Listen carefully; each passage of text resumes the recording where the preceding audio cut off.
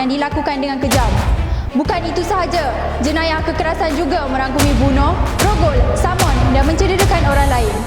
Mengikut Seksyen 300 Kanun Keseksaan, bunuh bermaksud mematikan orang dengan salah jika dilakukan dengan niat untuk menyebabkan kematian, menyebabkan kecederaan dengan niat serta pengetahuan bahawa perbuatannya itu akan mendatangkan kecederaan yang ada lazimnya boleh membawa kepada kematian si mati.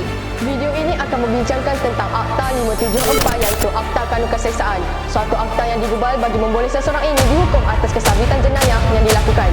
Dua perkara yang membolehkan kanun ini diguna pakai. 1. Seksaan bagi kesalahan yang dilakukan dalam Malaysia. Tiap-tiap orang boleh dikenakan seksaan di bawah kanun ini dan tidak di bawah mana-mana undang-undang lain bagi setiap perbuatan atau ketinggalan yang melawan dengan peruntukannya yang dilakukan dalam Malaysia. 2. Seksaan bagi kesalahan yang dilakukan di luar Malaysia tetapi boleh di sisi undang-undang dibicarakan dalam Malaysia. Seseorang yang di sisi undang-undang hendaklah dibicarakan kerana suatu kesalahan yang dilakukan di luar Malaysia hendaklah dibicarakan menurut peruntukan kanun ini kerana apa-apa perbuatan yang dilakukan di luar Malaysia sama seolah-olah dilakukan dalam Malaysia. Akta ini berperanan membuat peruntukan khas berhubung dengan kuasa mahkamah terhadap kesalahan-kesalahan yang tertakluk di bawahnya dan dibicarakan di mahkamah. Jenayah kekerasan seperti bunuh, cubaan membunuh, samun bersenjata dan tak bersenjata, rogol dan mencederakan manusia. Kesalahan-kesalahan di bawah akta yang dibicarakan mengikut beberapa seksyen seperti berikut.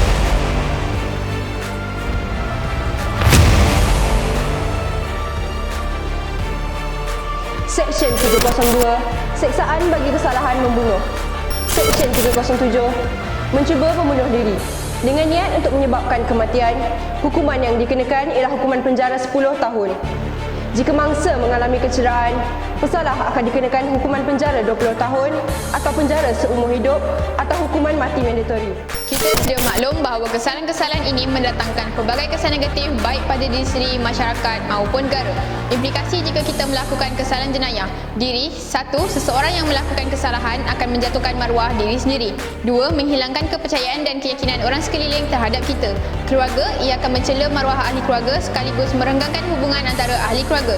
Masyarakat pula, pesalah akan dipinggirkan oleh penduduk setempat. Selain itu, ia juga mengancam keselamatan dan berlaku perselisihan faham antara penduduk. Negara, ia akan menjejaskan keamanan dan keharmonian negara. Dua faktor utama menuntut perubahan dibuat ke atas pendekatan melawan jenayah. Pertama, berkaitan perubahan masyarakat mencakupi ekonomi, sosial dan politik yang turut mengubah ragam jenayah hari ini. Ini termasuk proses globalisasi yang memudahkan jenayah rentas sempadan. Faktor kedua berkaitan perkembangan pesat teknologi dan sains. Usaha membasmi jenayah perlu lebih ke depan dalam memanfaatkan kemajuannya berbanding penjenayah licik. Pendekatan baharu dan anjakan paradigma diperlukan apabila kita sedar cara lama tidak berkesan dan kita bertanggungjawab mencegah dan mengurus jenayah. Semua pihak perlu menggembling tenaga.